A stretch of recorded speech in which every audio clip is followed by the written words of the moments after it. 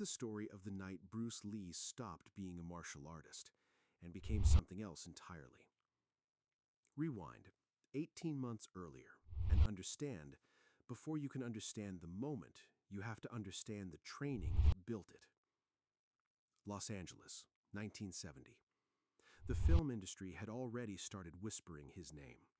Enter the Dragon was still a dream on paper. Bruce Lee was 30 years old, lean as a blade and obsessed, not with fame, not with Hollywood, but with a single question that consumed every waking hour of his life. How fast can a human being actually move?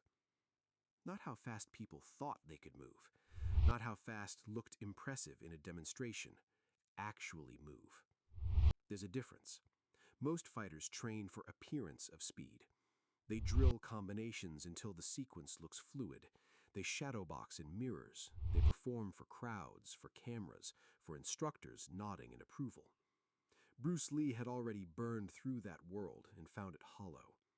He had studied Wing Chun under Ip Man in Hong Kong. He had broken with tradition when tradition felt like a cage. He had created Jeet Kune Do, a philosophy disguised as a fighting system built on one principle above all others: no wasted motion. But by 1970, even that wasn't enough. He had begun to suspect something that the martial arts world would have laughed him out of any dojo for suggesting. He suspected that true speed wasn't a physical skill, it was a neurological one. His name doesn't matter, and that's not a dramatic device, that's simply the truth of it. What matters is what he represented. He arrived at Bruce's Bel Air home on a Tuesday afternoon, introduced by a mutual contact in the film industry, a stuntman who had spent years on studio backlots and had developed what could generously be called an exaggerated sense of his own capability. The man was big. Not movie big, actually big. Former collegiate wrestler, 230 pounds, most of it across his shoulders and chest. He moved the way large, confident men move, slowly, deliberately, filling whatever space he occupied as if by right. He had heard about Bruce Lee the way everyone in that circle had heard about Bruce Lee. Demonstrations on talk shows, whispers from other martial artists, stories that had already started to take on the texture of myth. And like a certain type of man always does when confronted with myth, he had decided the myth needed testing. He wasn't malicious about it. That's almost the most interesting part of what happened. He was simply certain. Certain that whatever Bruce Lee could do in a controlled demonstration, whatever tricks looked impressive on a television soundstage, would not translate against a man his size who genuinely intended to put him on the floor. He had said as much, quietly, to the stuntman who introduced them. "I just want to see it for real." Bruce heard about the comment before the man arrived. One of his students had passed it along, clearly expecting some visible reaction, irritation perhaps, or that cold stillness that sometimes moved across Bruce's face before things escalated. Instead, Bruce had smiled. Not the performance smile, not the movie star smile, the other one. The one his closest students recognized as the most dangerous expression in his entire repertoire. To understand what was about to happen, you need to understand what Bruce Lee had been doing for 18 months that almost nobody knew about. He had been re-engineering his nervous system. That sounds dramatic. It was not metaphorical. In 1969 and into 1970, Bruce had become deeply interested in the relationship between reaction time and the gap between decision and movement. He had read everything he could find on neurological response, on the physiology of fast-twitch muscle fiber, on the difference between reactive speed, responding to stimulus, and initiated speed, which is something rarer and far more dangerous. Reactive speed is what most fighters train. You see a punch coming, you block. Initiated speed is different. It's movement that begins before the conscious mind has finished forming the intention. It's the body acting on something faster than thought. Bruce had become convinced that the reason most fighters telegraphed, the reason a trained eye could read a strike before it landed, was not a problem of muscle. It was a problem of sequence. The brain decided, the signal traveled, the body moved. 3 steps, 3 moments of time, however small. He had spent 18 months trying to collapse those 3 steps into one. His training during this period was unlike anything his students had seen before. He would stand in front of a partner and instruct them to move, any direction, any speed, without warning. And Bruce would not attempt to react to the movement. He would attempt to move simultaneously. Not after, not in response, with. He drilled this for hours, days, weeks. He studied film of hummingbirds, of striking cobras, of heavyweight boxers in slow motion, not to copy their technique, but to understand the geometry of minimal motion, to find the path between 2 points that contained the fewest wasted degrees of angle. He trained his eyes separately from his body, practicing the discipline of not focusing on an opponent's hands or feet, the obvious telegraphs, but on the still center of the chest, where the body's true intention always reveals itself a fraction of a second before the limbs act on it. He had cut everything superfluous from his life during this period.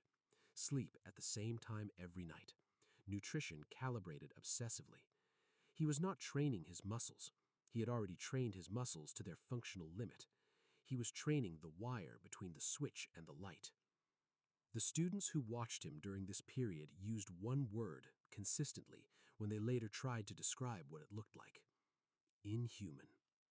Not superhuman, not impressive. Inhuman, as in outside the category of what they understood human movement to be. Back to that Tuesday afternoon, the mutual contact had hoped, perhaps, for some kind of formal exhibition. A few techniques shown slowly, a polite demonstration of credentials, the sort of measured performance Bruce sometimes gave for visitors who arrived with genuine curiosity. That was not what happened. What happened was simpler and more uncomfortable. Bruce looked at the large man for a long moment after they were introduced. Not sizing him up, he had already done that in the first 3 seconds, and the calculation had taken less time than it sounds. He was looking at something else. He was reading the intent in the way the man stood, the slight forward lean in his shoulders, the particular quality of stillness that isn't actually stillness, the coiled kind, the kind that belongs to someone who has already decided something and is only waiting for permission. The large man met his eyes and made the first move. Not a strike, not yet. He reached out with one hand, fast for his size, genuinely fast, and gripped Bruce's wrist. The grip of a man who had wrestled in college, who understood leverage, who wanted to establish control immediately and demonstrate, in the most physical language available, exactly what the difference in size and mass was going to mean in any real encounter. He closed his hand around Bruce Lee's wrist. Or, more precisely, he closed his hand around the space where Bruce's wrist had been. 3 seconds. That's the window in which everything that followed occurred. 3 seconds, and afterward, no one in the room could fully account for the sequence, not because they weren't watching, because watching wasn't fast enough. The large man's hand closed on air. His eyes, and this detail matters, this detail is the one every witness mentioned afterward. His eyes hadn't registered that Bruce had moved yet. His hand was telling him one thing, his visual cortex was still processing a position that no longer existed. That gap, that fraction of a second between what the hand knows and what the eye believes, is called perceptual lag. Bruce had spent 18 months hunting that exact gap. He had moved laterally, not back, not away, but sideways and forward simultaneously, a direction that the grip couldn't follow because it was the one direction a forward committed grasp has no leverage against. And in the same motion, without pause, without the microbeat of repositioning that every trained fighter takes between receiving contact and responding to it, he struck. Not hard, precise, the heel of his palm, a short arc, maybe 4 inches of travel from chamber to contact. 4 inches. The large man went back 2 steps. The room held its breath. The stuntman who had made the introduction stood against the far wall and later said he wasn't certain for a full second and a half whether what he had witnessed was a technique or an accident. Then he saw the large man's face, and he understood it was neither. The large man was not injured, not seriously. This matters. Bruce had not been trying to hurt him. The precision was the demonstration. The restraint was the point. But the large man was stunned in a way that had nothing to do with physical pain.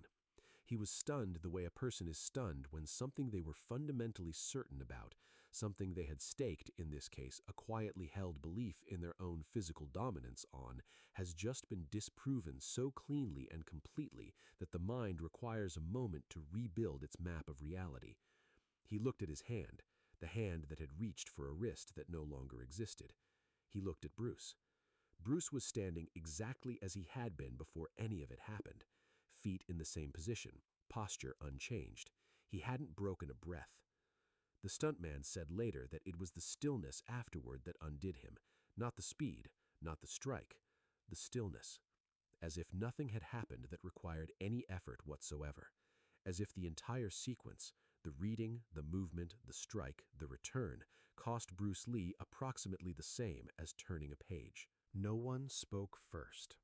That detail matters more than it sounds. In a room containing multiple people who had just witnessed something extraordinary, the instinct is always to fill the silence, with a laugh, with a question, with the nervous verbal static that humans produce when reality has briefly exceeded their ability to process it. Nobody filled it. The large man stood where the 2 steps had taken him.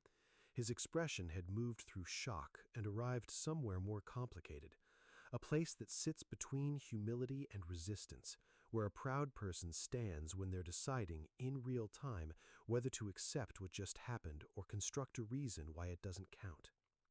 Bruce watched him make that decision. He didn't press, didn't comment, didn't perform the moment for the room. He simply waited. And then the large man did something that, in retrospect, reveals everything about why Bruce Lee spent his life the way he did. He said, "Do it again." Not as a challenge. The aggression was gone, completely, immediately, as if the strike had dissolved it along with everything else. He said it the way a man says something when he is genuinely, urgently trying to understand. Do it again. Slower, so I can see it.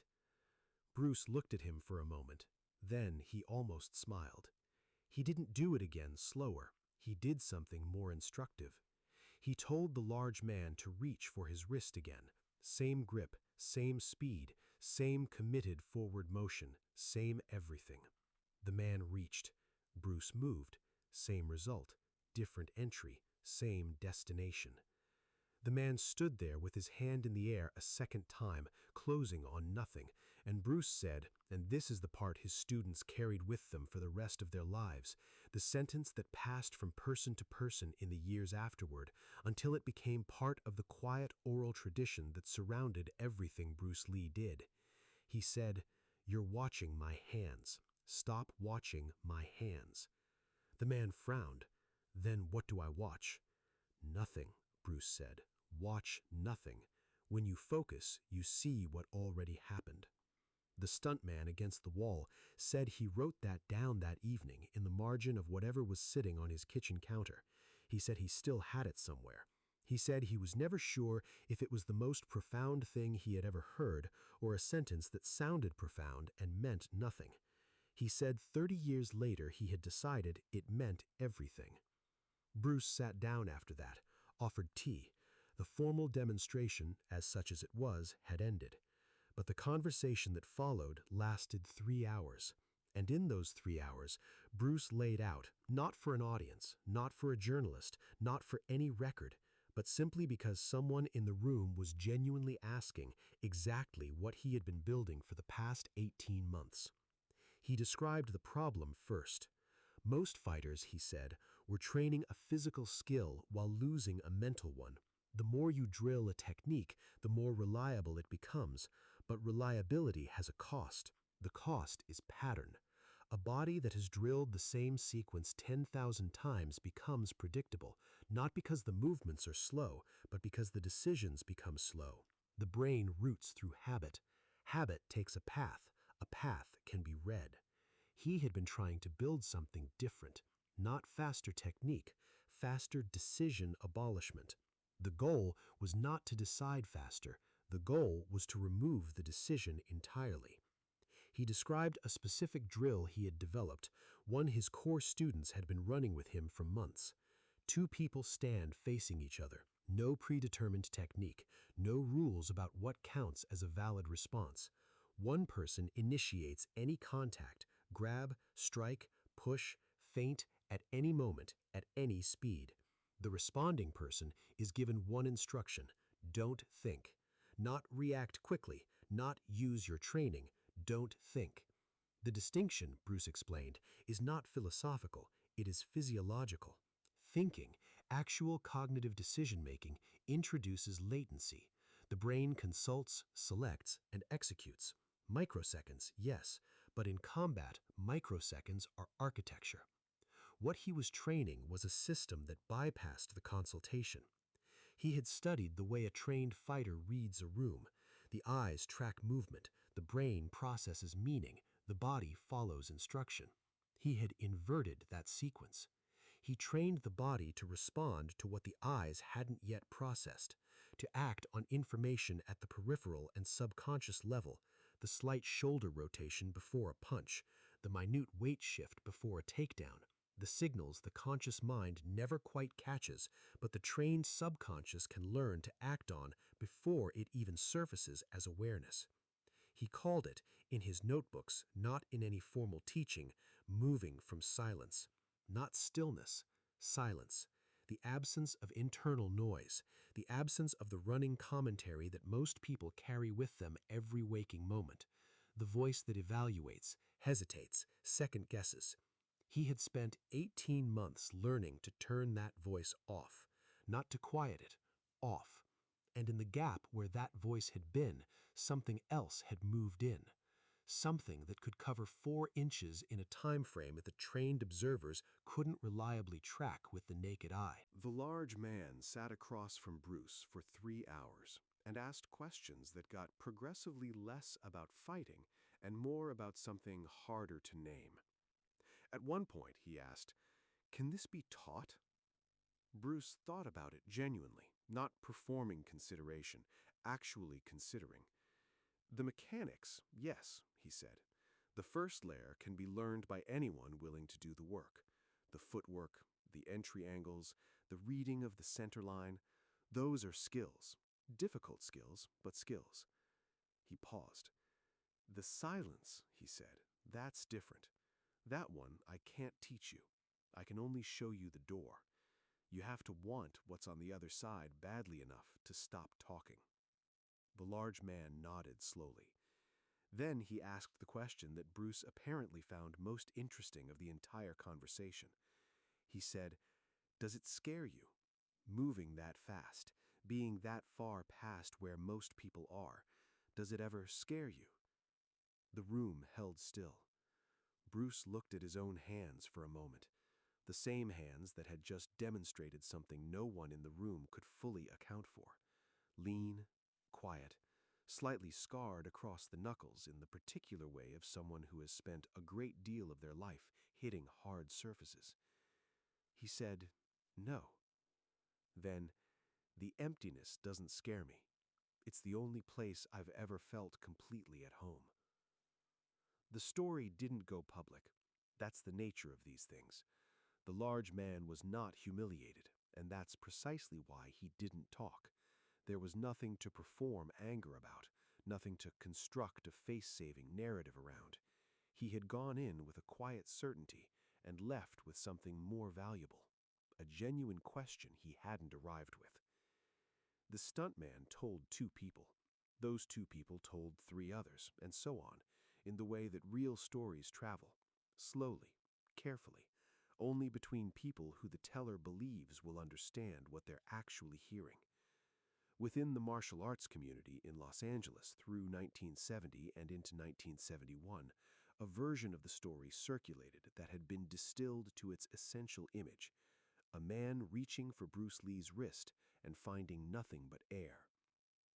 That image alone was enough, because everyone who heard it, every trained fighter, every serious practitioner, understood immediately what it implied. Not the speed, which was almost beside the point, but the reading. The fact that Bruce had moved before the grip arrived meant he had perceived the intention before the action completed, that he was operating in a time register that most fighters couldn't access even in theory. That is not a small thing. That is the gap between a fighter and something that training alone cannot fully explain. Several of Bruce's students from this period, men who had trained with him daily for months, said the same thing independently when interviewed years later. They said that the public image of Bruce Lee, the film star, the icon, the perfectly lit and choreographed figure from Enter the Dragon, was genuinely impressive, but it was a shadow. The real thing, they said, was something the camera couldn't hold. Not because of technical limitation, though that was part of it. Cameras in 1970 couldn't capture what they were seeing at real speed, which is why demonstrations were always slowed or staged for film. No, the camera couldn't hold it because what made Bruce Lee truly extraordinary wasn't the movement. It was the quality of presence behind the movement, the completeness of attention, the total absence of self-consciousness, not bravado, not the performed confidence of someone who has decided to project fearlessness, but something quieter and more absolute. A man who had, through years of dismantling every habit and assumption, arrived at a place most people never even know exists, present, completely, without remainder. Bruce Lee died in July 1973. He was 32 years old. He never finished what he was building. That is the fact that sits at the center of everything, and it does not get easier with time. What he left behind is extraordinary by any measure. Films that changed global cinema, a philosophy that reshaped martial arts, a physical legacy that athletes and fighters still study 50 years later. These are real things. They are not nothing. But the people who were there, the 7 in that room, the students who watched him train during those 18 months, the fighters who stood across from him and felt the specific quality of what he had become, they speak about what was lost with a particular kind of grief. The grief of watching someone approach the edge of something genuinely unprecedented and then suddenly be gone. Because here is what the story of that Tuesday afternoon is actually about. It is not about a fight. It is not about proving something to a large man who arrived with quiet certainty and left with genuine questions. It is about a person who decided in his 20s that the limits most people accept were not limits at all. They were habits, accumulated, inherited, unexamined habits that the body and mind treat as ceiling when they are actually just furniture. He moved the furniture. He did it obsessively, systematically, with a quality of focus that people who knew him described as almost frightening, not because it was aggressive, but because it was complete. He didn't have hobbies the way other people have hobbies. He didn't have a martial art the way other people have martial arts. He had a single, unbroken, consuming investigation into the question of what a human being could actually become if he refused to stop asking. How fast can a human being actually move? The answer, he found, is not a number, not a measurement, not a record in any record book. The answer is faster than you think you can see. And the path to that answer is not talent. It is not genetics. It is not the structure of fast twitch muscle fiber, or the length of a limb, or the accident of natural ability. The path is silence. Internal silence. The kind that is not peace, but clarity. The kind that comes not from removing difficulty, but from removing the noise that difficulty generates. The commentary, the doubt, the hesitation, the half-second of self-consultation that separates what you could do from what you actually do. Bruce Lee did not train to be fast. He trained to remove everything that was making him slow. There is a difference. It is the difference between adding and subtracting, between building and clearing, between the man who arrives certain of what he is and leaves with a handful of air, and the man standing quietly on the other side of the room who never raised his voice and never needed to. 7 people were in that room. 7 people who, for the rest of their lives, when someone asked them what Bruce Lee was really like, not the films, not the icon, not the legend that had calcified into something comfortable and distant, would pause and then say the same thing. I can't really explain it. You would have to have been there. And even then, they would say, every single one of them, in different words, arriving at the same place, even then, I'm not sure seeing it was the same as understanding it. Some things move faster than the eye. Some people live in a register the rest of us only visit in our best moments, those flashes of pure action, pure presence, where the inner noise drops away and something cleaner comes through. Bruce Lee didn't visit that register. He lived there. And what he left behind, the films, the philosophy, the stories passed person to person in the careful way of things too precise for loud telling, is not a record of what he could do. It is an invitation to clear the furniture, to find the silence, to move from it. The large man sat across from Bruce for 3 hours and asked questions that got progressively less about fighting and more about something harder to name. At one point, he asked, "Can this be taught?" Bruce thought about it genuinely, not performing consideration, actually considering. The mechanics, yes, he said. The first layer can be learned by anyone willing to do the work. The footwork, the entry angles, the reading of the center line, those are skills. Difficult skills, but skills. He paused. The silence, he said, that's different. That one I can't teach you. I can only show you the door. You have to want what's on the other side badly enough to stop talking. The large man nodded slowly. Then he asked the question that Bruce apparently found most interesting of the entire conversation. He said, "Does it scare you? Moving that fast, being that far past where most people are, does it ever scare you?" The room held still. Bruce looked at his own hands for a moment, the same hands that had just demonstrated something no one in the room could fully account for. Lean, quiet, slightly scarred across the knuckles in the particular way of someone who has spent a great deal of their life hitting hard surfaces. He said, "No." Then, "The emptiness doesn't scare me. It's the only place I've ever felt completely at home." The story didn't go public. That's the nature of these things. The large man was not humiliated, and that's precisely why he didn't talk. There was nothing to perform anger about, nothing to construct a